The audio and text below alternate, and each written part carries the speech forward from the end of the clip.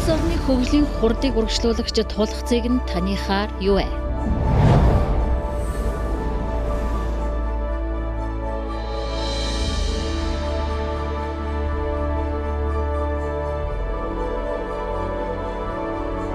Уулуурхай байгалийн баялаг газар тариалан гээд улсын хөгжлийг тодорхойлогч салбар олон. Гэвч урагшлуулагч нь хараахан биш. Тэгвэл юу вэ?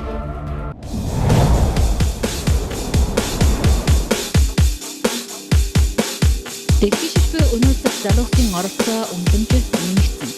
Энэ ч утгаараа хөгжлийн хурдыг урагшлуулагч тулгцыг нь залуучууд юм.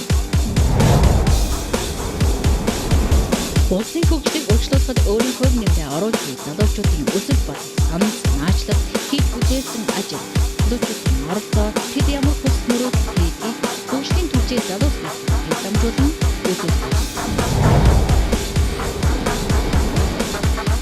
Залуучуудын дотоод ертөнцид нэгдэж тэдний өсөлт болон санал санаачлал хийдгийг бүтээж их хэрэгжүүлэгчтэй хөгжлийн түүчээ залуус гэж олж байна.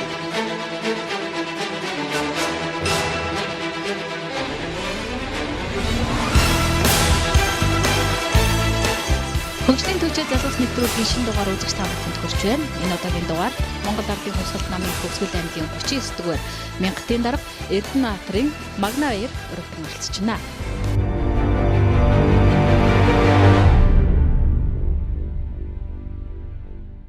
Та аль нутгийн хүн бэ? Өөрийгөө танилцуулаач. Би ч одоо Хөгжлийн аймгийн Аршаант сумын уул 20 нас хүртэл ер нь одоо аавж тэгээ байсан шүү дээ. Цэлэг мөрний хөвөн дээр.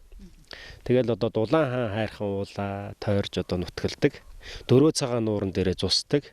Дулаан хаан уулынхаа хойтол зүүнх ац хялгантад өвлждөг одоо ийм л одоо нутагтай хүн байгаа юм да. Эцэг ихээс одоо хэдүүлээ. Ер нь тайж гихтэр чинь тухайн үеийн тайжийнхан бол ер нь бичгийн хүн голдоо байсан байт юм бэл.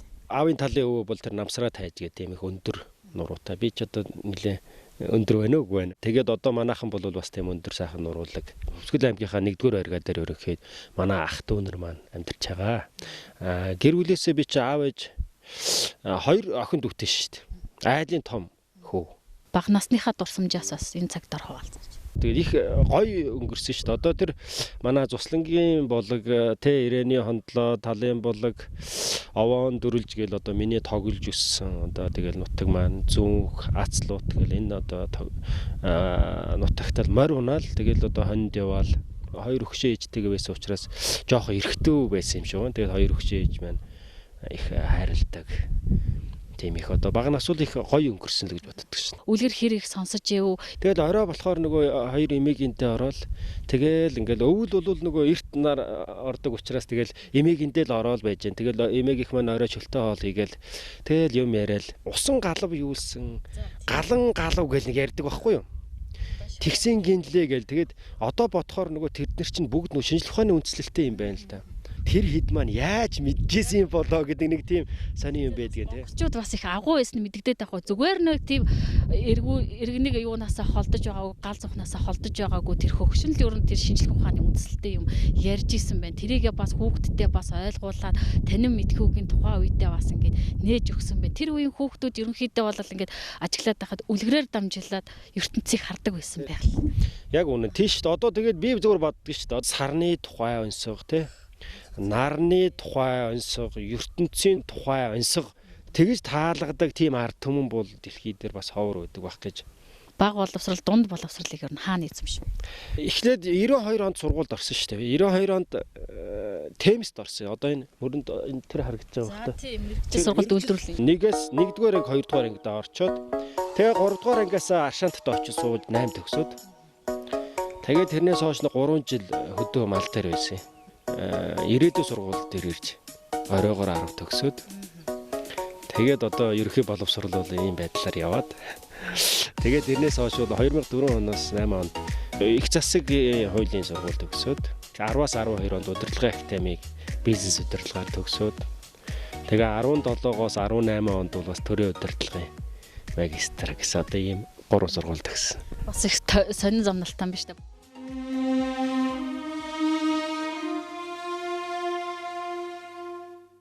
Улс их орны хөгжлийн хөшүүрдэгчин залуучууд юм. Хөгжлийн Түүчээ залуус нэвтрүүлгээр залуусын дотоод ертөнц хийгээд тэдний хийж бүтээх их санаачлаг, тэмүүлэг, хүсэл зоригийн талаар үзэгч та бүхэн хараарай. За 93 онд ч нөгөө бүх нийтээр нөгөө Монгол бичгээр хичээл орж исэн. Бас тэрнээс бас 1-р анги авч исэн бас их сонирхолтой юм байна. Бас Монгол бичгээр. Тэгээ уйгурчин Монгол бичгээр 1, 2-р ангидаа угаасаа үздэг. 3-аасаа кирилл үзэж эхэлсэн шүү дээ. Тэгэхээр чинь би бол одоо Монгол бичгээр анх яасан. Тэгээд ер нь бол одоо хос бичгтэн гэх юм уу. Тэгээ Монгол бичгээр бол одоо нэг тийм сайнгүй бас. Тэгтээ ямар ч байсан нөгөө анх заалгаж ирсэн учраас хараал байдгийн. Тэр үеийн хүүхдүүд ингээд хараад байхдаа одоо бидний үеийнхэн л та нөгөө үг үсгийн алдаа маш их байдаг шүү дээ. Ягаад гэвэл нөгөө анхны суурь нь бол Монгол бичгээр тавигдчихсан ч. Өөрөө ер нь үг үсгийн алд. Чи ямар амар юм асаагаад байна.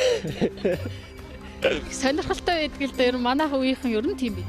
Тэгэхээр тэр үеийн боловсролыг ер нь яг нөгөө гажуудсан ч юм уу ямар байдлаар эхэлсэн юм бэ? Нэг хэсэг үеийг бас ингэж жоохон алаа ичихсэн юм. Яг үнэ тийм би одоо бас тэгж харддаг шүү дээ. Одоо бид нар чи яг нөгөө боловсролын золиос болсон хүмүүс байхгүй юу? Тий одоо чи бит хоёр байж шүү дээ. Тий. Анх ер нь Мөрөн хотод ер нь хэдэн онд бэлтгэсэн. Өдөөний хүү мөрөнд орж ирэхэд би одоо 1991 онд юм болов. 91 онд нөгөө бэлтгэл гэдэг нь юу гэдэг лээ? Бэлтгэл гэдэг нэг 14. Бэлтгэлд би сууж ирсэн шүү дээ. Яг мөрөнд орж ирээ бэлтгэл суугаад. Би нэг 30 машинтаа шагдрахынхаа машин суугаад стан дээрээ бөө хөөр болоод явдаг байхгүй.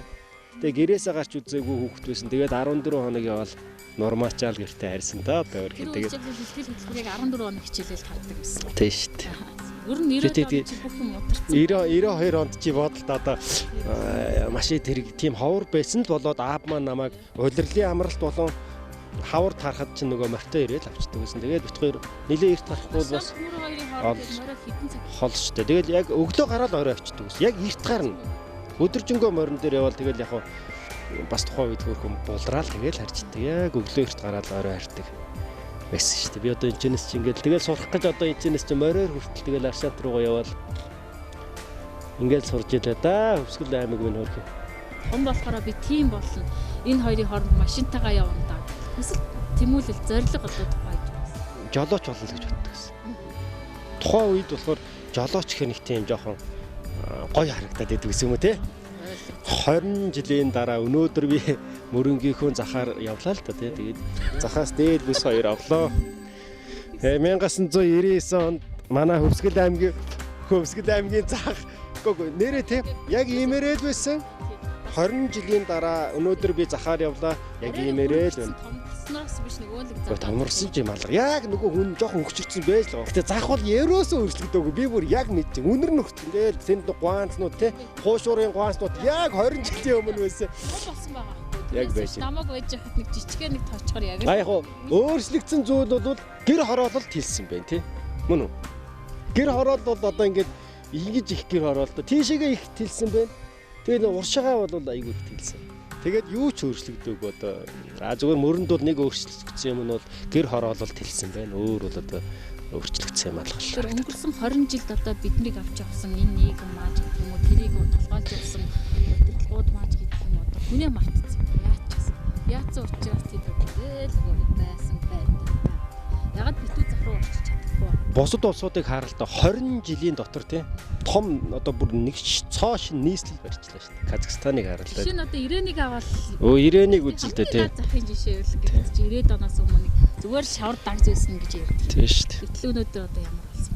Тэгээ Монгол бол яг үнэнгээ хэлэхэд социализмын үед бол одоо энэ зэрэгцээ улсуудаас Оростой адилхан байсан Хятадаас бид нар илүү байсан юм байна шүү дээ. Хятадыг одоо чи сая хэлж шүү дээ. Дагж байсан гэж ярьдаг шүү. Тэгэхээр бид нар чинь тухайн үед чинь үйлдвэр аж ахуйн газартаа цалин сайтай, цалин нь амьдралдаа хүрэлцдэг. Хүн болгон ажлын байртай, дээрээс нь эрүүл байсан тийм монголчууд. Би залуу хүнийхээ хувьд бол цоо шин нийгэм рүү явъя тийм. Цоо шин нийгэм рүү явах хоёр л зам байна тийм. Манангийнхны толгойг нэг хаг цогох тийм. Эсвэл бид нар үндсэн хуулиа өөрчлөөд цоо шин нийгмийг байгуулаад цоо шин үндсэн хуулиар явах. Ер нь 92 оны үндсэн хууль бол либерал хууль. Хэн нэгэн хүн хэн нэгэн намдаа биш юм байна. 92 оны үндсэн хууль маань биднийг 100 мянгаар нь гадагшаад өргөхөд хүрэж байна тий 100 мянгаараа одоо ингээд өвчнөдөө шаналж өгөхөд хүрэж байна дээрээс нь 100 мянгаараа боловсралгүй гудмандаа гарах ийм одоо шалтгаан болгож байна дээрээс нь 21-р зуунд 100 мянгаараа утаандаа дарагдаад сууж байгаа тий анхдагч хэрэгцээ буюу орон байрныхаа асуудлыг одоо мөртлөө монголчууд энэ их өргөн уудан баян газар нутаг дээр орон сууцныхаа асуудлыг шийдэж чадахгүй байгаа. Энэ нөхцлүүд бол 92 оны үндсэн хууль болохгүй байна л гэж би харж байгаа. Тэгэхээр бол би одоо 92 оны үндсэн хуулийг одоо магадгүй зүгээр өтөр түргэн хугацааг нь дуусгаад цоо шин үндсэн хуультай болоо. 92 оны үндсэн хууль бол ашиг тусаа өгсөн. Хэнд өгсөн бэ гэхээр 30 гэр бүл би ашиг тусаа өгсөн гэж хараад тахгүй юу. 30 гэр бүлийг бүр дэлхийн баячууд болгосон. 3.2 сая хүнд бол дэндүү хатуу хандсан. Одоо та нар минь бодоороо зүгээр би тэ сүүлийн 30 жил ямар байсан, тэрнээс социализмын үе ямар байсан тэ. Тэгээ бодох юм бол дэндүү хатуу хандж байгаа шалтгаан бол би энэ 92 оны үндсэн хууль монголчуудад дэндүү их хатуу хандж байна. Энэ 92 оны үндсэн хуулийг цөөнхөд боломж олгодог, олонхын боломжийг хулгайлдаг. Яг энийг эсрэг болгоод Монгол ардын хувьсгалт намаас социал демократ буюу хүн болгоныгоо орхихгүй гэсэн. Хүн болгоныгоо орох оронтой болгоё. Хүн болгоныгоо эрүүл мэндийг нь төр хариуцъя. Дээрээс нь хүн болгоныхоо боловсролын асуудлыг нь хариуцъя. Дээрээс сургалтынхаа зардлыг дааж гэдэг юм уу? Ингээд суур том өөрчлөлт хийхгүй бол бид нар одоо бас хөгжил дэвшлийн тухай ярихад нэлээд тийм хол хөндий болчиход байна. 92 оны үндсэн хууль бол магадгүй шилжилтийн үндсэн хууль байх тий. Тухайн одоо шилжиж исэн дэлхийн нийтээр одоо энэ социализм нуруу унжсэн ганцхан Монгол нуурсан юм шиг шүү дээ. Тэгээд ингэж исэн үед бол энэ одоо үүргээ гүйцэтгэцээ 92 оны үндсэн хууль. Одоо бид нар ингээд шилжээл яваад нүгээд одоо ингээд морин дээрээсээ буухгүй 30 жил явчихлаа шүү дээ. Одоо бид нар буугаад хөгжмөр биш. Монгол улсыг хөгжүүлэхийн тулд би бол цоошин үндсэн хууль хэрэгтэй гэж хараад байна. Боловсролын асуудлыг шийдээ, эрүүл мэндийн асуудлаа үнгүй болгоё. Дээрээс нь энэ орон сууцныхын асуудлыг шийдээ. Дээрээс нь энэ дагуул 8 хотуудаа хөгжүүлье, эдийн засгаа сайжруулъя. Хамгийн гол юм нь цөөнхөд дэндүү их боломж олгосныг энийг нь тэгш хуваарлаа л да. Монгол бас тийм одоо яхаа алдцсан улс биш шүү дээ. Бид нар одоо хөдөө аж ахуйн байна, газар тариалан байна, байгалийн баялаг гэж байна. Тэрийгээ бид нар зөв ашиглаад, зөв тэгш хуваарлах юм бол бид нар одоо амар одоо бүр тасархан болъё гэж бодоход те одоо нэг энэ зэрэгцээ Солонгостой энэ зэрэгцээд амьдрах ийм бол боломж бол байгаа гэж харж байгаа. Улс их орны хөгжлийн хөшүүрдэгч нь залуучууд юм. Хөгжлийн түүчээ залуус нэвтрүүлгээр залуусын дотоод ертөнц хийгээд тэдний хийж бүтээх их санаачлаг, тэмүүлэг, хүсэл зоригийн талаар үзэгч та бүхэн хараарай. Нийгмийг бий болгохын тулд цогцлохын тулд одоо энд залуучуудын маань оролцоо хэр чухал юм бэ? Шал өөр одоо нийгмийг бид нар залуучууд хүсэж шин. Залуучууд маань бас бодоосоо дээрээс нь бол би 20 онд бол маш их юм өөрчлөгдөх байхаа гэж би харж байгаа. Солонгос хүсдэг тэр мөрөөдөл бол өөрчлөгдөх байх. Эх орондоо нэг сайхан амьдрах боломж байж тээ гэдэг одоо тийм зураглал харагдах байхаа гэж бодож байгаа. За өнөөгийн нийгэм дэх залуучуудын оролцоог ер нь хэр вэ гэж хардаг вэ? Өөрөө бас залуу хүн энэ талаар залуучуудыг би бас энэ их орныхоо өөрснийхөө үр хүүхдүүдийн төлөө бас энэ нийгэм жоо хариуцлагатай хандаасаа бас энэ нийгэм улс төрийн төлөө өөрснийгөө бас зориулаасаа гэж би бас боддгийн.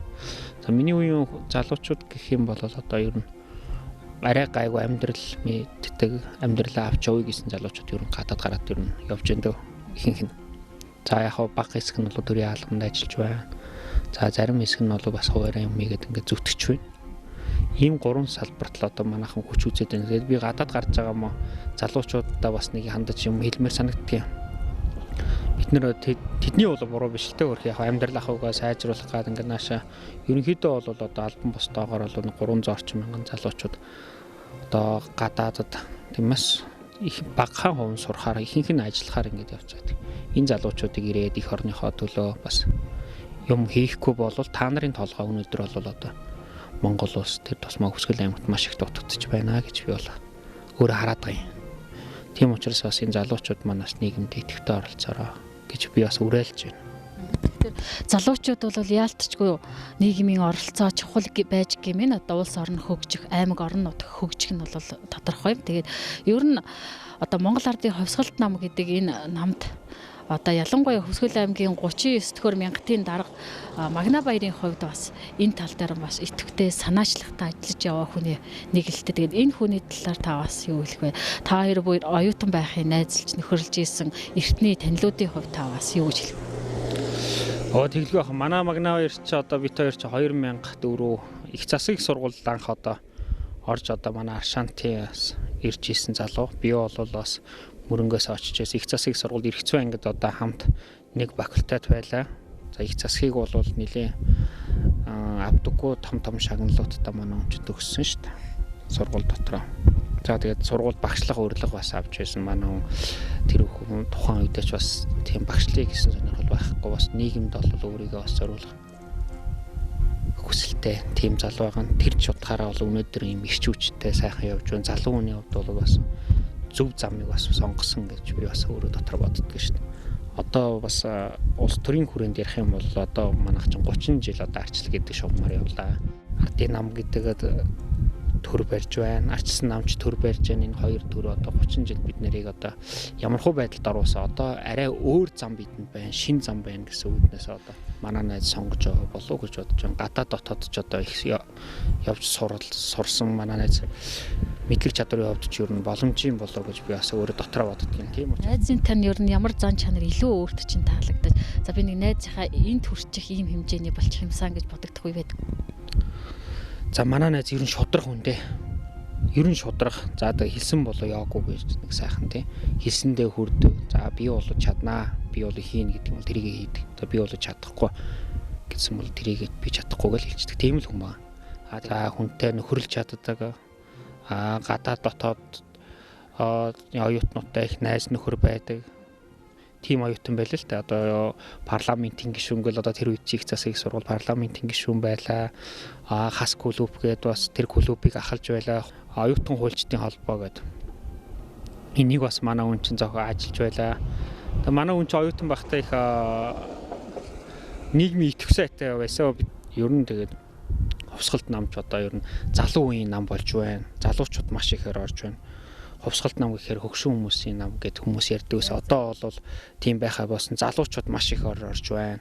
Залуучуудын нам болсон байна. Шудраг хүмүүсийн нам болсон байна. Их орноо боддог хүмүүсийн нам болсон байна гэж би харж байгаа. Тийм учраас бас манай найз их зөв замыг сонгосон би бас баярлаад байгаа шүү дээ. Намын одоо янз бүрийн тийм босромог юмд оролцож байгаагүй нэр цэвэр. Тийм. Тэгээд ер нь өөрийнх нь сонгосон ч нам ч тийм. Тэгэхээр найзаараа би бас бахарх тийм. Хувьсгалт намын хувьд бол одоо залуучуудыг одоо уурайлан дуудаж одоо шин нийгмийг бүтээхэд одоо шин нийгмийг бүтээж цогцлон бий болоход энэ хувьсгалт намын одоо туйлын зорилго юм байна. Тийм учраас залуу хүн учраас хүчээс орё. Залуу хүн учраас би шудраг хүн учраас энд ажиллая гэсэн тийм ирч хүчээр манай найзуудад ажиллаж байгаа болов гэж би бодож байна. Тэмдээ ч одоо эдийн зэрэгтэй мянгатын дарга хийгээд явж байгаа болов гэж би харж байна. Улс их орны хөгжлийн хөшүүрдөгч нь залуучууд юм. Хөгжлийн түүчээ залуус нэвтрүүлгээр залуусын дотоод ертөнц хийгээд тэдний хийж бүтээх их санаачлаг, тэмүүлэг, хүсэл зоригийн талаар үзэгч та бүхэн хараарай. Монгол бол нэг юм салаа замын уулзуур дээр ирсэн байна гэж би хараад байхгүй. Энэ зүүн гар талын замыг бол бид тэгж харж байхгүй. 92 оныхоо зам гэж харж байгаа. Энэ зам гэсэн үг. Энэ замаараа явна. Энэ замаараа энэ зам бол өвчин гэдэг юм уу. Дээрээс нь боловсралгүй байдал, дээрээс нь орон сууцны асуудал, тэгээд дээрээс нь хүн болгоны өр гэдэг юм. Энэ асуудал руу ингээл явна. Бид нар бол цоо шин зам байна тий. Та нар бодооч монголчуудаа. Бид нар шин замаар явъя. Тэгш хуваарлалт хийя. Хүн болгондоо байгалийнхаа баялгаас хүртээгээд тэр байгалийнхаа баялгаасаа хүн болгоны эрүүл мэнд боловсрол орон сууцны асуудал гэдэг юм уу. Бусад одоо хүн дүүлдүүрүүд дагуул хотуудын асуудлыг бүгдийг шийдэх боломж байна штэ гэж хараад байхгүй юу. Тэгээд одоо би бол ингээд салаа замын уулзууд дээр ирсэн байгаа. Та нар минь сайн бодоорой тий. Ямар замаар явах. Яг энэ замаараа ингээд уруудаад явах юм бол энэ зам би ангалт тулцлаа гэж харж байгаа. Шин нийгмийг бүтээйл та хүн шиг амьдрээлд одоо нэг амар бусад улсуудаас илүү юмаа гэж бодоход дутуугүй амьдрах биднэрт бүрэн боломж байна л гэж барьж байгаа. Тэгээд дагуул хотуудыг бид нар сайн хөгжүүлэх ёстой. Тэнцэнэ нөгөө орон сууцны асуудал, эрүүл мэндийн асуудал, ажлын байрных нь асуудлуудыг шийдээд өгөх хэрэгтэй. Дээрээс нь энэ зарим яамдуудыг тэр хөдөө өн байлах шүүх яам байдаг юм шиг тэгэд одоо тэр ховдтой байж байдаг юм эсвэл одоо хар хорой хөдөө аж ахуйн төв хот болох юм бол хар хорондоо байдаг. Энэ байдлаар ингэж төвлөрөл дээрээс нь энэ хотын одоо нэг ганцхан газар их төвлөрөөд байгаа төвлөрлийг багасгах ийм боломж байна гэж бид нар харж одоо мөрийн хөтөлбөр дээрээс нь хөгжлийнхөө хуулийн төсөл дээр оруулаад ингэ явж байгаа. Би бол зүгээр ховдоо өөрөө харахтаа бол арчлал бид нарт тийм их таатай зүйл авчраагүй л гэж харддаг штэ. Жишээлхэд боловсролыг байхгүй болгосон, эрүүл мэндийн тогтолцоог тэр чигээр нь устгасан, дээрээс нь төрийн байгууллагуудын одоо системийг бол одоо тэр чигээр нь хүчгүүдүүлж гэдэг юм уу, ард түмэнд хүчгүүдүүлж цөөхөн хүмүүст бол дэнд хүчтэй болгож ингэж өөрчилсөн. 59 онд магадгүй Атрын аян эхэлснээс хойш 90 он хүртэл 89 он хүртэл 30 жилийн хугацаанд бол тасархаа хөгжсөн. Дотоодын нийт бүтээгдэхүүнийхээ 30 орчим хувийг монголчууд хийдэг байсан. Хичнээн 100 аж ахуй үйлдвэрийн газрууд байсан те. Дээрээс нь монгол хүн ирүүд байсан байхгүй юу. Дээрээс нь монголчууд боловсралтай байсан. Би тэрийг хэлэх гэдэг л яагаад боловсралтай байсан бэ гэхээр төр сургадаг байсан. Үнгүү сургадаг байсан. Одоо бол боловсрал маань хэцүү болчиход байна шүү дээ. Чиний аав чи мөнгөтэй болвол чи улсын сургууль, хувийн сургууль хоёулаа адилхан төлбөртэй мөн. Чи мөнгөтэй бол аль нь чамаагүй төлбөрөөр төлөө сууж болно. Социализмын үед бол чи харин толгойтой болвол чи сурна, сургалтын чинь төлбөрийг төрөөс таана. Дээрээс нь чи чамд сурах орчныг чинь бүрдүүлээд өөр юмд битгий цагаа зарцуулаарай гэд стипенд мөнгө өгч сургадаг байсан. Тэгээ одоо бол тэр тогтолцоо бас сайн байсан байна. Бид нар тэр тогтолцоонд хөгжиж исэн байна. Одоо Монгол Ардын хувьсгалт нам бол Монгол хүнийхээ эрүүл мэндийг төр хариуцах ёстой юм байна. Дээрээс нь Монгол хүнийхээ боловсролын асуудлыг төр анхаарахгүй болохгүй болчихжээ. Баян хүүхэд, ядуу хүүхэд хоёр адилхан нэг гараанаас эхэлье гэж байгаа одоо. Эрүүл мэнд дээр ч ихсэн адилхан чи одоо мөнгөтэй болвол чи эрүүл байна гэдэг. Одоо Монголд нэг тийм ойлголт байна шүү дээ. Улс орны хөгжлийн хурдыг урагшлуулагч тулгцыг нь таныхаар юу вэ?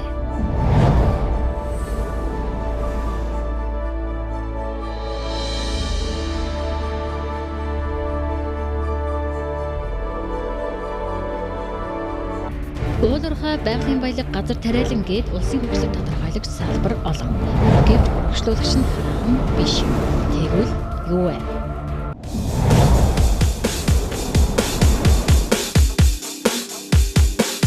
Дэлхийн шилбэ өнөөдөр залуусын оролцоо үнэлэмжээр нэмэгдсэн. Энэ ч утгаараа хөгжлийн хурдыг урагшлуулагч тулгцыг нь залуучууд юм. Улсын хөгжлийг урагшлуулахад өөрийн хувь нэмрээ оруулж буй залуучуудын өсөлт бол санал санаачлал хийх бүтээсэн ажил.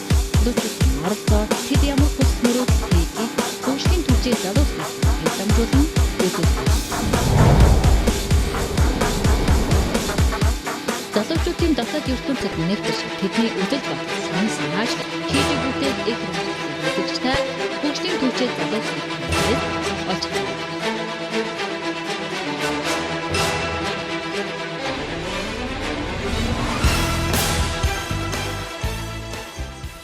Монгол төр гэж байгаа юм бол улс юм бол Монголынхоо хүмүүсийнхээ эрүүл мэндэд анхаараа. Нэгдүгээрт хүртээмжийн дээшлүүлээ тий. 2 3 дугаар шатлалын эмнэлгүүдийг нэмж барай. Социализмын үед баригдсан нөгөө гэмтэл 1-р эмнэлэг, 2-р эмнэлэг, 3-р эмнэлэг их нэлхас ч одоо байгаа шүү. Чигсээ одоо бэлэгний нөгөө нэгдсэн эмнэлэг хэвээрэл. Хэвээрэл одоо манай Хөсгөл аймаг дээр ихэд намайг баг байхад энэ эмнэлэг маань байсан одоо байж лээ. Тэгэхэд хажуугаар нь дэлгүүр хоршоонууд нь зөндөө том дэлгүүр хоршоо баригдаад идэг эмнэлгийн үйлчилгээг ингэж байж болохгүй. Хүртээмжийн дээшлүүл 2 дугаарт зардлынхын асуудлыг төрийн эмнэлгээр үйлчлүүлэх юм бол 100% төр хариуцдаг болгохоор бид нар одоо ингэж бас зорж ажиллаж байгаа. 3 дугаарт бол Монгол хүнийхээ одоо эрүүл сарвал амьдрах тэр орчныг нь бүрдүүлэх үүднээс анхдагч хэрэгцээ буюу орон сууцных нь асуудлыг төр хариуцах ёстой юм байна гэж үзээд бид нар өрх бүрт орон сууц хөтөлбөрөө хэрэгжүүлээд явж байгаа.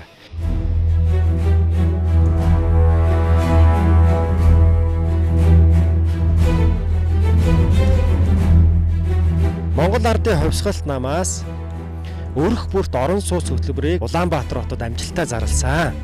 За энэнийхээ хүрээнд аймаг болгон дээр өрх бүрт орон сууц хөтөлбөрийн маань танилцуулга мэдээлэл явж байгаа. Барилга холбооны яамаас 2012 онд хийгдсэн юм аа. Баян цэгийн одоо гэдэг хүнийг сайд байхад үсээр байгаа нэг төрийн орон сууц, полисийн орон сууцны зарчим хэрэгжээд явж байгаа ба. Улаанбаатар хотод 55 мянган эзэнгүй орон сууц байна гэсэн. Банкны хөв байх. За хоёрдугаар урьдчилгаа гуравдугаар болохоор хугацаа 40 жилийн хугацаатай. За сайн байцгаана уу хөшгөлчүүдээ. Монгол Ардын өсгөл намаас санаачилсан өрх бүр орон сууц хөтөлбөр маань өнөөдөр ингээд нээлттэй хийж байна. Сайхан санагдаж байна энэ өөр. Би хүүхдүүдтэй байр өгүүлж байна. Тэ манай хүүхдүүд одоо хотод ч байдаг, энд ч байдаг ингээд байр маяргүй усууд ажилдаг ийм хүүхдүүд байгаа даа. Тэгээ байргүй. Тэгээ тэрийгэ бүртгүүлж байна. Энэ бол одоо маш их зөв зүйтэй сайхан санал байна. Энийг одоо би 100% дэмжиж байна. Мөрөө хотын маань иргэд мөн одоо Сумдын маань Хөвсгөл аймгийн сумдуудаас орж ирсэн иргэд маань одоо ингээд маш олноороо ирж Монгол Ардын хувьсгалт намаас хэрэгжүүлж байгаа өрх бүрт орон сууц хөтөлбөрийг маш их дэмжиж одоо ингэж орж байна. За уцаа ороод ирсэн хүн байна. Тооцоо бодоод үзье. 50 м квадрат байр хавтж байгаа хүмүүс байна. 4 саягаар 40 тоогоор. Тэрийг ахаад 12 сар болж. 40 тоогоор 12 сар болж. За 196. За 50 м квадраттай 2 өрөө байр хотод одоо авах 196 мянган төгрөг төлнө гэж байна. Сарын Баянаар нөгөө яг боломжтой юм шиг байна уу? Биднэрт нөгөө нэг мөнгөөр ингээд авах боломж биднэрт олдохгүй. Яг хөө тэгээд ингээд юу яаж байгаа хүү байхгүй, урьдчилгаа байхгүй. Тийм болохоор л их таалагдлаа. Ард түмэн биднэрт ч бас нэг тийм бэлэн мөнгө одоо урьдчилгаа өгөх одоо бас эдийн засгийн хувьд бол маш их хэцүү байдаг. Энэ бол одоо урьдчилгаа төлбөргүй. Тэгээ олон жилийн хугацаатай. Тэгээд бас юу нь бол бас олон жил учраас сар төлөх төлбөр нь хүртэл одоо бага оногдчихэв. Энэ бол одоо маш их боломжийн зүгээр юм байна л гэж би бодож байна те дотроо. Ахмад настан бидэнд ялангуяа бидэнд бол одоо бас нас өндөр болцсон бид ордсон энэ улсуудад бол сайхан алтан боломж гэж үзэж байна. Ингээд энэ сайхан хөтөлбөр хэрэгжүүлж байгаа Монгол Ардын хувьсгалт намдаа баярлалаа. Энэ орон сууц хөтөлбөр маань аймгийнхандаа бол байр өгчөж байгаа. Хотынхондоо бол байр өгчөж байгаа. За суман дээр амьдарч байгаа хүмүүстээ бол тэр хүүгүү зээлийн өгч байгаа. Хүүгүү зээл аваад байшингаа гоё болгоорой. Хөдөөний малчид бол та өвлжөөн дээрээ одоо гоё байшин бариарай. Тэгтээ өнгөө та буцааж өгнө. Гэхдээ би танаас хүү авахгүй л гэж өдөр өгч байна. Яагаад гэлэн хүүгийн хөшөөн дээр ирсэн бэ гэхлээр Монгол Ардын хувьсгалт намаас хэрэгжүүлж байгаа өрх бүрт орон сууцыг эсэргүүцэгчдэд би үг хэлэх гэж энд төрөлцөн ирлээ.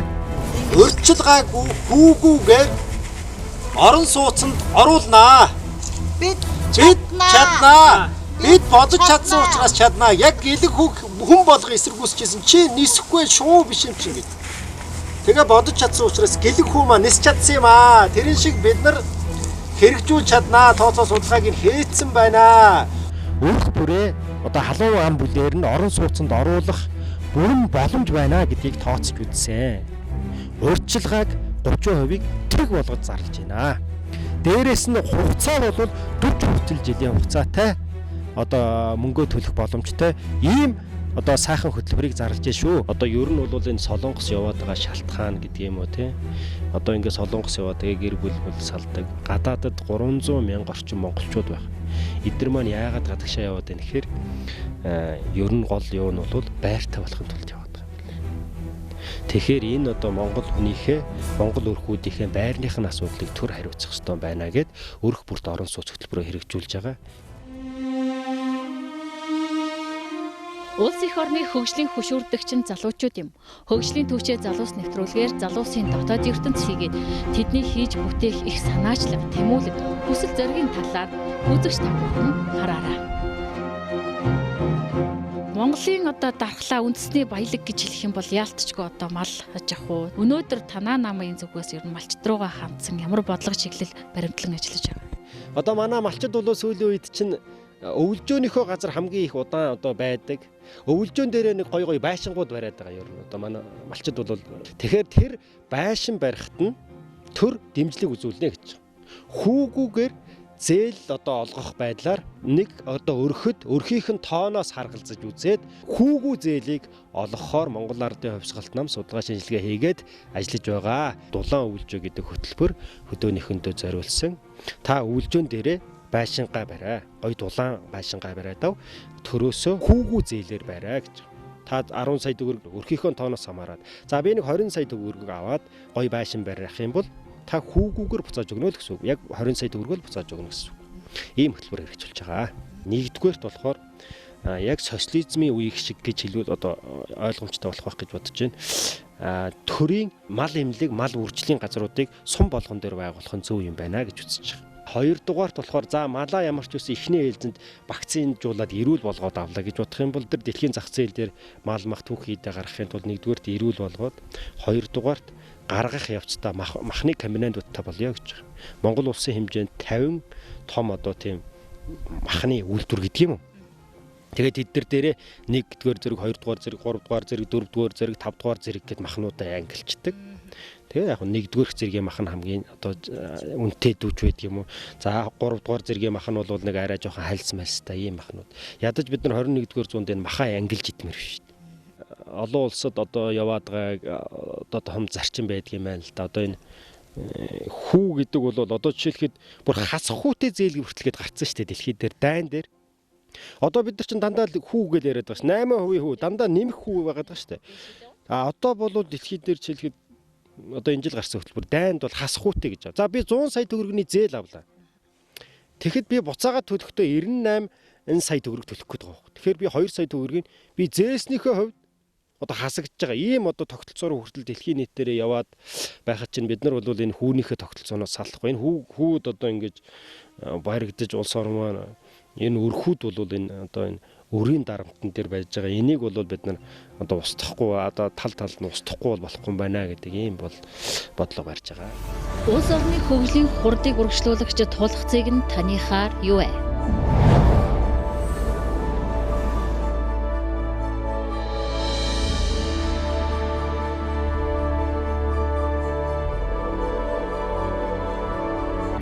Уулуурхай байгалийн баялаг газар тариалан гээд улсын хөгжлийг тодорхойлагч салбар олон. Гэвч урагшлуулагч нь танахан биш. Тэгвэл юу вэ?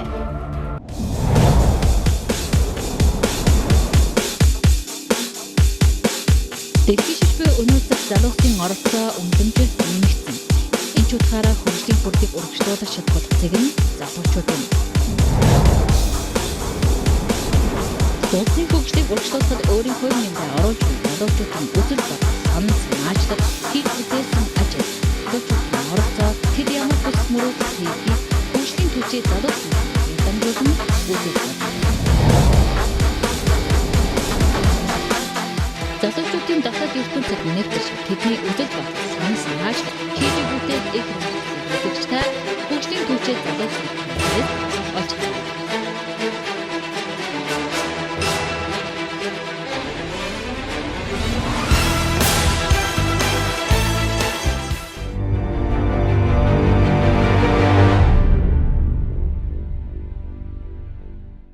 Хөгжлийн түүчээ залуус нэвтрүүлэг маань үргэлжлэн үзэгч та бүхэндээ хүрч байна.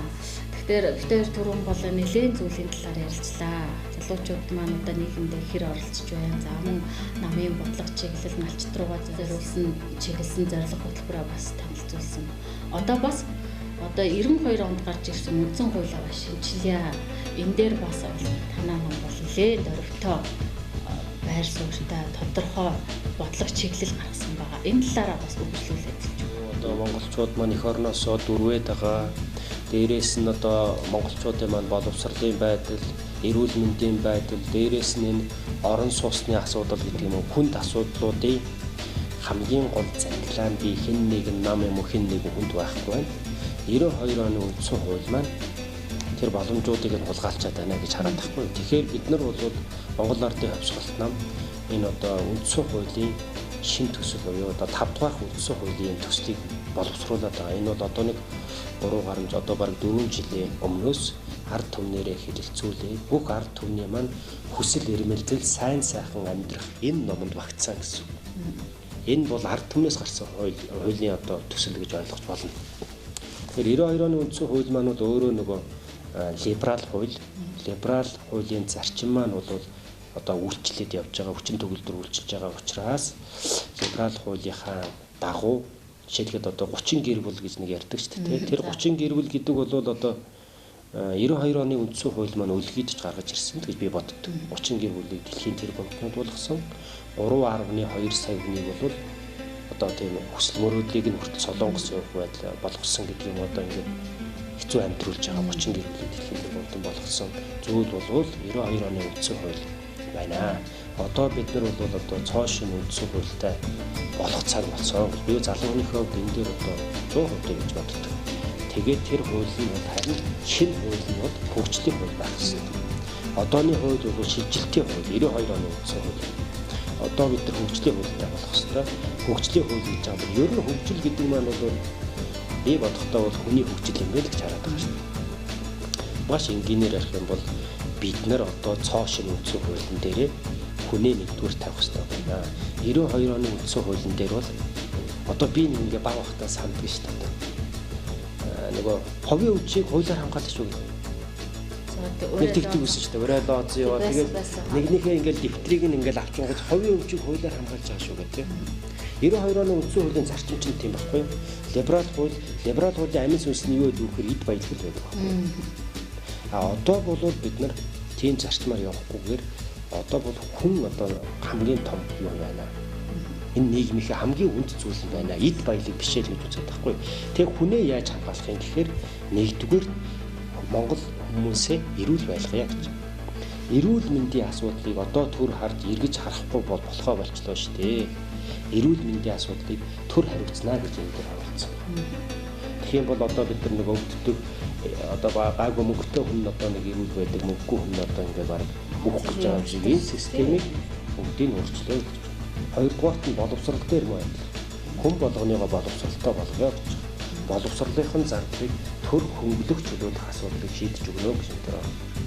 Гуравдугаарт нь Монгол хүн эх орондоо одоо ам бүлээрээ сайхан амьдрахад орон сууцныхын асуудал гэдэг юм одоо сайхан тэр асуудлыг нь орон байрныхын асуудлыг төр шийдэхгүй болохгүй байна. Одоо ингээд орон байр авахын тулд одоо нэг сүүлийн үеийн нэг онгоо хүртэл гарцсан байлээ шүү дээ. Одоо үнгүү орон сууц авч ийн нэ. Ямар тохиолдолд авч ийн гэхээр одоо нөгөө нэг цагдаагийн албаа хаагч албан үүргээ гүйцэтгэж явахдаа нас барахаараа байртаа болж байна. Амир сэтгүүл байртаа төрийн албаа хаагч. Түүнээс бол өөр тохиолдолд одоо байртаа болох ямар ч нөхцөл байна. Тэгэхээр бол бид нар энэ орон сууцны асуудлыг бол эрүүл мэнд боловсролын асуудлыг шийдэх юм байна. Хүнээ хөгжүүлэх юм байна. Тэгээ хүнээ хөгжүүлснийхээ дараа улс орн маань одоо хөгжих юм байна гэдэг. Ийм сүүл концепт бол энэ дээр ингээ ороо явж байгаа. Монгол Ардын Хувьсгалт намыг анх дөнгөж үүсгэн байгуулахад нь ер нь бол хөгжүүлээ намаа хуучны үзэл баримталтай хүмүүс энэ намдаа үлдчихлээ. Ерөөсөө ямар ч шин цус байсангүйгээд маш их шүүмж одоо нийгэмд гарч ирсэн. Тэрнээс хойш одоо баггүй өнгөрлөө баггүй зүйлэгч хийсэн байна. Ер нь залуучуудын оролцоогоор хүрээлэлээр ер нь хэр хүрээгээд гэж байна. Одоо бол би тэгэж харж байгаа шүү дээ. Одоо бол ганцхан үзэл баримтлалтай хамгийн том одоо том зорилго тавьсан нийгмийн бүр одоо үндсээр нь өөрчлөхгүй болохгүй байна гэх том одоо үндсэн хуулийн төсөлийг ард түмэн дундаасаа боловсруулаад Монгол улсаа одоо 3-аас болоод одоо 3 бүтэн тойрсон. Дээрээс нь нэг сумдуудаар нэгээс 5-6 дахин очиод ингээ хүмүүстэйгээ уулзсан ийм том үзэл баримталтай нам бол Монгол Ардын Хувьсгалт. Дээрээс нь бол Монгол Ардын Хувьсгалт нам бол дандаа залуучуудын нам. Үзэл баримтлал нь дандаа залуучууд тий бүх одоо нийгмийн бүх давхаргуун чиглэсэн бодлоготой учраас тэр утгаараа бол энэ залуучуудын нам болсон. Дандаа ер нь өөрөө яагаад заавал энэ Монгол Ардын Хувьсгалт нам гэдэг намыг сонгох болсон юм? Би бол одоо нөгөө нутгийн зөвлөл энтергээд явдаг арчилсан намын үйл ажиллагаанд би бол гишүүнээр нийлсээгүүч гэсэн явж ирсэн. Одоо манай зэд банчиг дарга 2008 онд манай найз гэрэлчлэн бит хоёр одоо сэтэд даргыг хадгаал явж л байсан. 2010 гарсан сошч гэсэн одоо би ардын намын үйл ажиллагаанд нутгийнхаа зөвлөлийг үүднээс бол орцоо явж исэн. Магнайбаярын ихтгэл үнэмшлийг одоо татсан зүйл бол үжил баримтлалтай үнэн чинь байна хувьсгалт нам. Дээрээс нь цоо шин одоо нэг шин замаар явах гэх юм одоо нэг өөр өнцөг одоо тавцсан байгаа даа шүү дээ. Бидний одоо болохгүй байгаагийн шалтгаан нь үндсэн хуулиндаа юм байна. 92 оны үндсэн хуулийг бид нар өөрчлөх ёстой байна гэсэн тийм одоо том зорилго тавьсан нам надад таалагдсан байна. Энэ бол одоо урт настай юм байна тий. Манай намууд бол одоо ойр зургийн юм яриа. Хувьсгалт нам болоод нэлээд том өөрчлөлтийн тухай, цоо шин нийгэм байгуулах тухай тий. 92 оны үндсэн хуулийг өөрчилж цоо шин 5 дахь үндсэн хуультай болох тухай ийм одоо үжил баримтлалтай учраас би бол хувьсгалт намдаа илсээд тэ ихтгэл үнэмшлийн дагуу ингэж илсээд ингээд ажиллаа явж байгаа тийм. Солонгос явах юм уу эсвэл одоо эх орноо сайхан болох юм уу гэдэг нэг хоёр зам ба шүү дээ. Чи эх орноо одоо хүний зэрэгтэй гэдэг юм уу бусад улсуудын жишгтэй адилхан болгоод эх орондоо нэг амьдрах боломж байна. Тэрний төлөө чи залуу хүн юм бол залуучууд юм бол явах ёстой биз дээ. Үг хоолоогоо дуургаад биднэрт ямар боломж байна гэдгийн талаар ингээд ярилцаа дуу хоолойгоо өргөд явах ёстой л гэж би бодож байгаа. Тэр утгаараа бол би бол энэ намаа одоо Монгол Ардын хувьсгалт намыг сонгосон. Энэ зам бол одоо би хамгийн зөв зам дээрээс нь энэ одоо Монгол Ардын хувьсгалт намын боловсруулсан энэ ард түмний дундаас гарч ирсэн энэ одоо цоо шин 5 дугаар үндсэн хууль болвол энийг уншиж үзээрэй гэж хүмүүстэй найз нөхдөдөө зөвлөмөр байна. Энэ бол одоо Монгол улсыг жинхэнэ хөгжлийн дамд нь оруулах ийм одоо хөгжлийн үндсэн хууль шүү. Энэ хуулийг хэлбэрдээ одоо амьдралдаа хэрэгжүүлээд явах юм бол цоо шин нийгэм бид нар харин солонгос явах биш. Харин магадгүй зүгээр бидний дараагийн асуудал эдийн засгаа бүх салбарт нь хөгжүүлээд ирэхээр цагаач нарын асуудал гэдэг. Би тийм зовлонтой болох гэж мөрөддөг шүү дээ. Ирээдүйг бол би тэгж одоо сайн сайхнаар төсөөлж байгаа. Түүнээс ч одооны энэ замаараа явах юм бол ямар ч гэрэлт ирээдүй харагдахгүй гэж одоо тэгээд одоо бол шин замаар явмаар байл гэж би боддог. Муухай зүйлүүд бол одоо ингээд цэг тавигдаад дууснаа Монгол. Сайхан цагийн эхлэл ирнэ. Тэрийг бол одоо бид нар авчирж байгаа. Би мэдж байна. Би төсөөлж байна. Тэг сайхан болоо шүү. Чи 20 онд ирээрэй л гэж би найзтай хэлсэн байна. Ерөөсөө сайхан болохын эхлэлийг 20 он гэж үзэж байна. Би бол яг л тэгж харж байгаа. Салаа замын ихэн дээр ирсэн бэ. Яг энэ замаараа яваад ингээд унаад дуусах юм уу? Эсвэл бид нар харин зөв зам сонгоод явах юм бол бид нар хөгжил цэцэглэлттэй, өөр ширгүү, өрх бүр маань аз жаргалтай, орон сууц байшин савтай, дээрээс нь боловсролтой, дээрээс нь эрүүл мэнд нь одоо төр хариуцдаг, эрүүл сарвал ийм монголчууд тэгээд дээрээс нь аж үйлдвэр гэдэг юм уу, дэд бүтэц хөгжсөн ийм сайхан Монгол улс маань байна л гэж би төсөөлж байгаа шүү дээ. За бас нэг асуулт байна. Ингээд ажиглаад хараад байхнаа ер нь ингээд намаараа бас нэг залуучууд талцаад байх шиг харагдаад байна. Ер нь ингээд талцах ёстой юм уу? Эсвэл нэгэн дээр дор нэгэн нарны дор байгаа чи улс орныхоо хөгжлийн төлөө тэд маань хамтраад ажиллаад урагшлах ёстой юм. Ер нь бол би ч гэсэн одоо бас тэгж боддоо шүү дээ. Одоо дэндүү их тийм ингээд талцдаг болчих л дээ тий. Ингээд нөгөө ярьж байгаа юм ойлгоогүй юу яриад байгааг ч ойлгоогүй мөртөө би нэг их эсэргүүцдэг. Одоо нөгөө намынх нь чи одоо миний эсрэгэл нам бол миний дайсан юм чи тий. Би бол одоо тэгж боддоо шүү дээ. Ер нь бол зүгээр бид нэг шинэ нийгмийг бүтээч хийвсэн тий. Бүгдөө нийлж хагаад бүх намууд байдаг юм уу? Бүх одоо залуучууд сэтгэл санаагаа нэгтгэж хагаад одоо бид нар монголчуудыг би боддгийн зүгээр одоо боллоо гэж хэлж болдгоо юм болоо бүр чанга дуугаар ойрлоо тий. Бид нар 30 жил буруу замаар будаад хийчлээ штэ. Одоо ахаад энэ замаараа ахаад 10 жил явбал одоо Монгол улс гэж одоо бид нар байх юм байхгүй. Тэгэхээр одоо бид нарт нэг шин замаар явъя л та. Бид нар залуучууд ч гэсэн одоо би уриалал хэлдэг одоо бүгдөө цоо шин замаар явъя л та. Нэг эх орноо тий. Гэхдээ ядаж нэг солонгосын хэмжээнд явээч л та. Тэгээ солонгос руу бүгдөө гарах мөрөөдлөө орхиё л доо. Эх орондоо сайхан амьдрах мөрөөдөлтөө болгомоор байна шүү дээ. Тийх бол боломж байгаа л гэж би харж байгаа. Нэг бол одоо энэ байдлаараа явах бах. Ингээд одоо нэг бол нэлээд том өөрчлөлт хийгээд эх орн маань сайхан хөгжлийнхэн зам дээр гарах байхаа. Хүмүүс бол нэлээд тийм анхааралтай хандах байхаа л гэж харж байна. Улс их орны хөгжлийн хөшөөрлөгч нь залуучууд юм. Хөгжлийн хүчээ залуус нөхрүүлгээр залуусын дотоод ертөнцийг тэдний хийж бүтээх их санаачлаг мөн хүсэл зорилгын талаар үзэгч тань хараарай. Манайх одоо багшээж гэдэг нэг хөтөлбөр гаргасан байгаа. За. Одоо хөдөөнийхэн маань ингээд нэг 6 настай хүүхэд нь сургуульд ордог тийм. Тэгэхээр тэгээд эндүү 6 настай хүүхэд чинь жоохон учраас байранд өгч болдог, ах дүүнэрийн дэ өгч болдоггүй. Заавал эхнэр юм уу нөхөр нь аваад ордог. За магадгүй нэг голцоо эмэгтэй эхнэрүүд нь аваад ордог. Нөхрүүд нь мал дээрээ үлддэг, нөгөөдүүл нь одоо тэгээд ачсан цайгаа уугаал тэ баг овцтойгоо унтаад тэгээд цаашдаа яваад энэ гэр бүлээс салгалт гэдэг юм хэцүү юм байгаа учраас бид нар энэ хөтөлбөр дээрээ багш ээж гэдэг хөтөлбөр нь за 6 7 8 настайд нь ээж нь одоо хүүхдийнхээ багшийг нь хийнэ гэж. За. Одоо сургууль суухгүй гэсэн үг. Гэртээ одоо гэрээ хүмүүжил гэдэг нь угаасаа агуу шүү дээ. Бид нар гэрээ хүмүүжил бол тэр одоо монголчуудыг агуу хүчрхэг байлгаж исэн гол юм бол одоо тэр гэр бүлийн хүмүүжлэрээ хүмүүжихээсээ гадна хөтөлбөр байна. За одоо жишээлбэл 1-р ангид одоо нэг юу заах юм бэ? Тэ? Ерөнхийдөө нэг тоомоо нэмж халсах одоо нэг тэ тоонууд маань одоо яагаад тэгээд сумынхан сургуулаас ирээд нэг багш нэрээ за та яаж ин хүүхдтэй хичээлийн ямар хуу зааж ин гэдэг нэг асууж бариад ингээд нэг зөвлөгөөг нэг явуулчихдаг. Тэгээд 8 наснаас хойш нь сургуульд оролцдог. Одоо айдын хэсүүд юм байна ингээд сургуульд ороод. Тэгээд багш ээжд нь болохоор одоо улсаас нь цалин өгдөг. Чи хүүхдээ гэртээ одоо гэрийнхээ хүмүүжлэр сайн хүмүүжүүлээрэй тий. Сайн уламжлалт ёс заншил Монгол гэдэг юмаа сайн суулгаж өгөөрэй.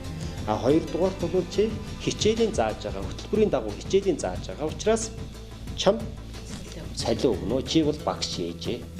Тэгээд ингээд энэ хөтөлбөрийг бид нар бас ажлын хэсэгт ороод судалж байгаа хүний хувьд энэ хөтөлбөр хэрэгжснээрээ гэр бүлийн тийм дулаан уур амьсгал бүрдэн дээрээс нь энэ залуу одоо хөдөөний маань залуучуудын гэр бүл салалт тий одоо энэ маш олон асуудлуудыг шийдэх юм бэл. Дээрээс нь тэр одоо тэр ээж аавынх нь боловсрол хүртэл одоо ингээ тий дээшлэн одоо хүүхдүүдтэйгээ ярилцсан хүүхдтэй бичих номынхын ямыг зааж өгөн ч гэдэг юм уу тий маш олон талын ач холбогдолтой ийм багш ээж гэдэг гоё хөтөлбөр зарлагдж байгаа шүү. Энэ яалтчгүй одоо хөдөөгийн ээж аавуудын юм бол тулгамдсан асуудал болоод байдаг тий. Зөвхөн устгалтуудыг байранд аваачлаа гэрээ санаа сурлах ахихгүй тэгэл яг суур яаж тавигдсан хүүхдүүд нэг бас анханасаа муу сурлагатай авсан тэр чигтээ явах жишээний олон баримтууд олон жишээ. Энийг маш их сайн хөтөлбөр тусгай.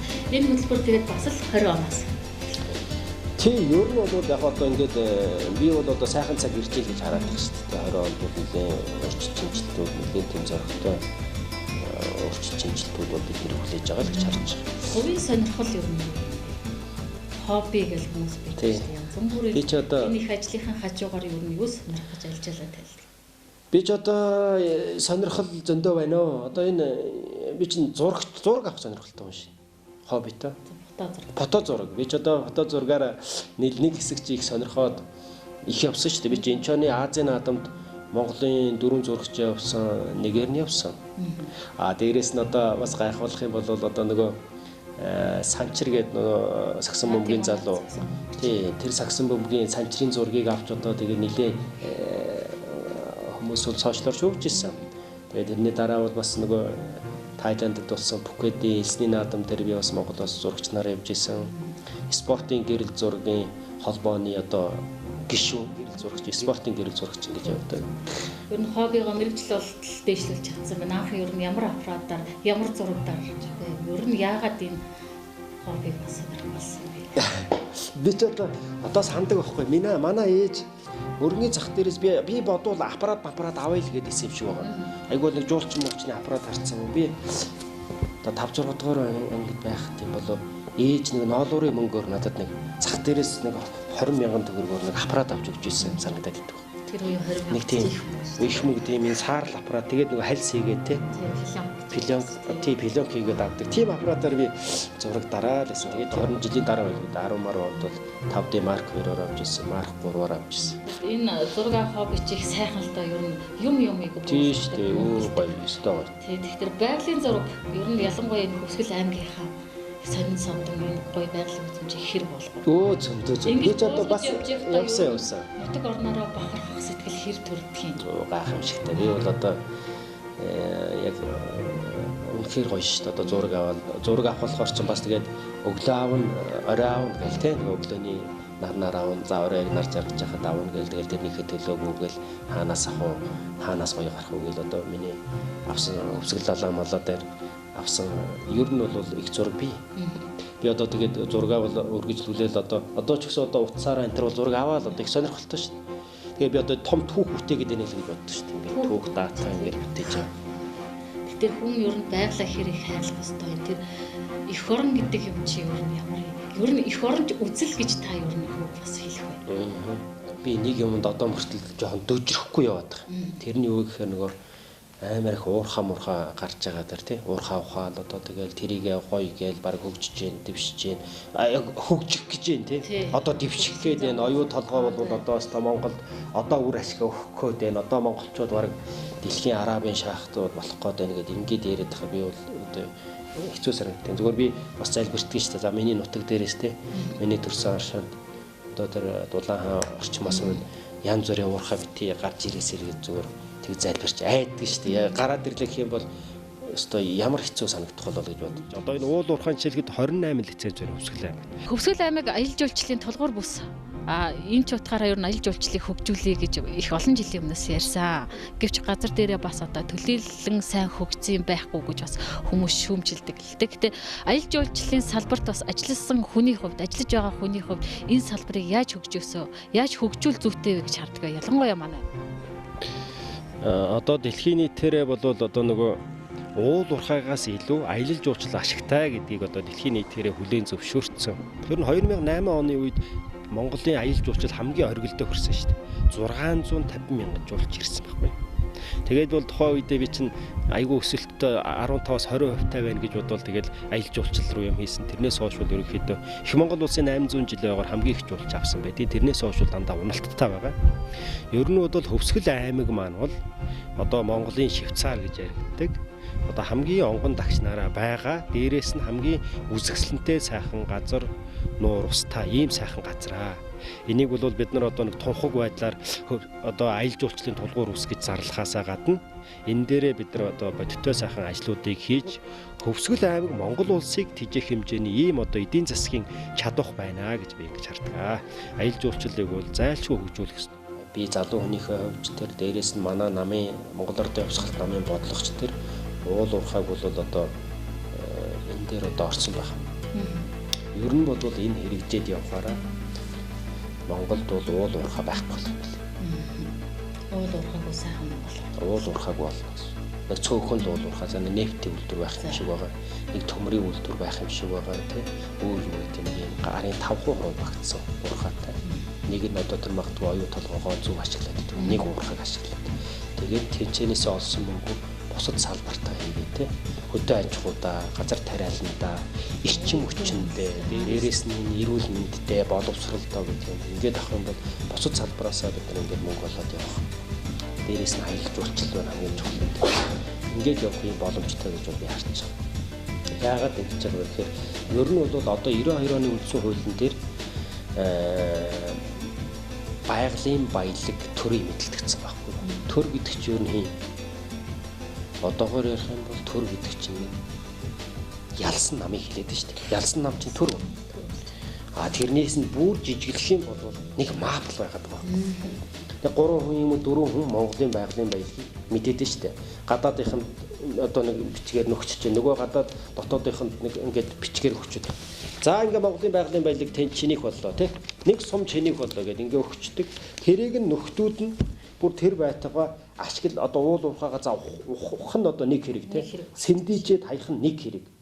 Хоёрдугаарт тэр Монголын байгалийн баялаг Монголын газрыг гадаадын пүүс компаниудад тавиад үр болгоод мөнгө босгоод яваад байгаа.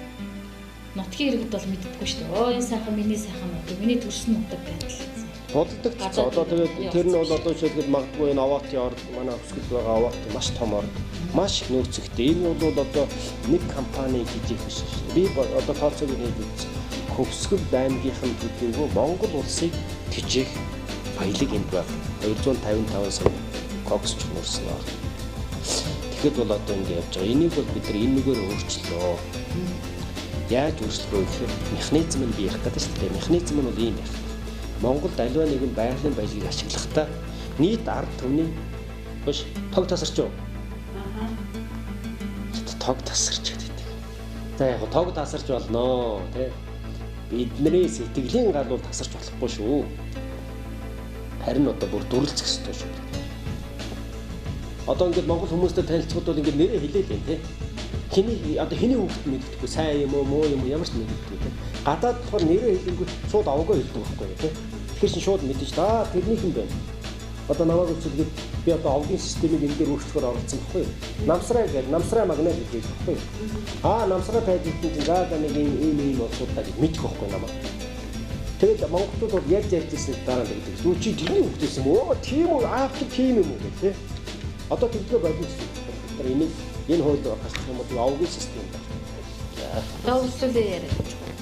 Байгалийн баялаг тий. Байгалийн баялаг дээр бол манайх маш том гэдэг юм одоо маш тийм нэлээд том зоригтой бодлого хийхээр тусгасан байгаа энэ номон дээр. Тэр нь ямар бодлого вэ гэхээр ер нь энэ Монгол улс бол сүүлийн 20 жил байгалийн баялагаа ухлаа. Тэгээд хөгжсөн болвол одоо бид нар хөгжих цаг хугацаа баггүй бүхэл бүтэн 20 жил 97 оноос хойш гэдэг юм 22 жил алт хөтгөр хэрэгжснээс хойш ингэ явлаа. Оюу толгоогоо гэдэг юм уу, таван толгоогоо гэдэг юм уу маш том ордуудыг ашиглаж хөгжихгүй байгаа учраас ерөн зүгээр би ч залуу хүний хувьд гэж харж байгаа. Үнэхээр хөгжсөн бол энэ замаар хөгжихгүй байгаа учраас байгалийн баялагийг бол нэгэн тийм зоригтой том өөрчлөлт хийх ёстой байна. Тэр нь юу вэ гэхээр энэ 30 гэр бүлд байгаа тий эзэмшээ дээрээс нь тэд нар гадаад дотоодын нөхдүүдтэй ашиглаад зарим нь бүр ашиглахгүйгээр гадаадаас зээл туслан Монголын одоо газар нутгийг тавиад яваад байгааг нь таслан зогсоохгүй болохгүй байна л гэж харж байгаа. Тэр нь ямар ч умаар юм бэ гэхээр Монгол альва нэгэн байгалийн баялагийг ашиглахдаа заавал ард түмний санал асуулгаас шийдэж байгаа. Тэгэхээр ч үндсэндээ 3,000 уурхаг ард түмнээс энийг ашиглахгүй юу? Энийг ашиглахгүй юу гэж асууна гэж энэ бол одоо маш төвөгтэй асуудал. Ер нь концепцийн цаанд одоо улс хуурын бодлого нь бол Монголд цөөхөн уулуурхай ажиллах юм байна л гэж ойлгох хэрэгтэй. Харин ашиглаж байгаа нь хүн болгонд өрх бүрт одоо ашиг тусаа тэр одоо өгөх юм байна. Арчлал дөнгөж ясны дараа бол ингээд одоо Оросын геологчид байдаг юм уу? Зарим одоо Америкээс ирсэн геологчид бол дуу алдчихсан байл шүү дээ Монголд. Социализмын үед бол нөгөө Монгол байгалийн баялагаа ерөөсөө одоо ингээд хүрээ магадгүй нэг хэдэн орд ашиглаад эрдэнэт гэж гас нэг орд ашиглачаад тэгээд одоо бүгд одоо орд нь ингээд хав дараатай байжсэн. Тэгээд тэрнээс хойш бол 90 он гарсан энэ үндсэн хуулиараа хийж өгсөн байхгүй байгалийн баялагийг бол төр мэднэ гэж байгаа. Төр мэднэ гэж байгаа. Мап мэдэлт өгчөөд тэгээд ингээд явсан учраас энийг бол одоо өөрчлөнө. 30 гэр бүлээс нөхдүүдээс бол одоо байгалийн баялаг Монгол газраа нутгаас салгаж авнаа. Гэсэн л одоо ийм том зорилгын төлөө явж байгаа шин. Яагаад гадаад дотоодын компаниуд Монголын төрийг барих шалтгаан болоод байна гэхээр байгалийн баялаг төрд байгаа учраас гэж. Нөгөөх нь авах сонирхол. Нөгөөх нь яаж авах вэ? Гадаадынхаа судалж байгаа шүү дээ. За Монгол их баялагтай байна. Баялагийг яаж авах вэ гингүүд нь үндсэн хуулиас судлаад үтсэн чинь Монгол улсын үндсэн хуулийн дээр төр байгалийн баялагаа мэднэ гэж байгаа. Төр гэдэг нь юу юм бэ гэхээр юу юм бэ? Улсын их хурлын гишүүд юм бэ. Эсвэл нам юм байна. Намд нь санхүүжилт өгөөд намыг нь дэмж гаргаж ирж байгаа би байгалийн баялагийг авах юм байна. Ийм юм чинь гадаадууд мэдчихэд одоо төр бариад байна. Дээрээс нь Монголын бүх пүүс компанийн одоо төр байгаа юу? Монголын байгалийн баялагийг л авах гэсэн тийм өсөлтөө яваад байгаа. Монголын байгалийн баялагийг төрийн мэдэлд биш ард түмний дундын өмч болоход ард түмэн өөрснөө тэр шийддэг болчих юм бол Монголын ч бай, гадаадын ч бай пүүс компаниуд одоо Монголын төрлөө оржлоо үйлчлэхээ болно гэсэн. Сонирхолгүй болно гэсэн. Яах юм? Ямар ч сонирхол байх. Төрд орж яах? Монголын пүүс компаниуд төрд орох байхгүй болно гэсэн. Тэгээд бол энэ бол их том өөрчлөлтийн эхлэл болох байхаа л гэж харж байна. Хөгжлийн Түүчээ залуус нэвтрүүлэг маань энэ бүрээд өндөрлөж байна. Энэ удаагийн дугаар Монгол Ардын хувьсгал намын Хөгжлийн аймгийн 39-р мянгатын дарга Эрдэнэбаатарын Магнайбаяр өргөдөн оролцлоо. Баяртай уулзагчтай.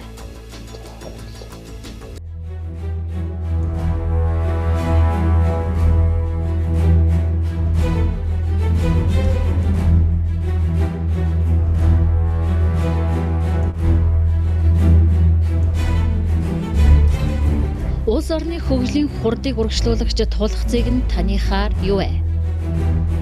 Уулуурхай байгалийн баялаг газар тариалан гээд улсын хөгжлийг тодорхойлогч салбар олон. Гэвч урагшлуулагч нь хараахан биш юм. Тэгвэл юу вэ? Энэ ч утгаараа хөгжлийн хурдыг урагшлуулагч тулгцыг нь залуучууд юм. Улсын хөгжлийг урагшлуулахад өөрийн хувь нэмрээ оруулж буй залуучуудын үзэл бодол, санал санаачлаг, хийж бүтээсэн ажил, залуучуудын оролцоо, тэд ямар хүсэл мөрөөдөл тээдгийг хөгжлийн түүчээ залуус нэг дамжуулан үзүүлэх болно.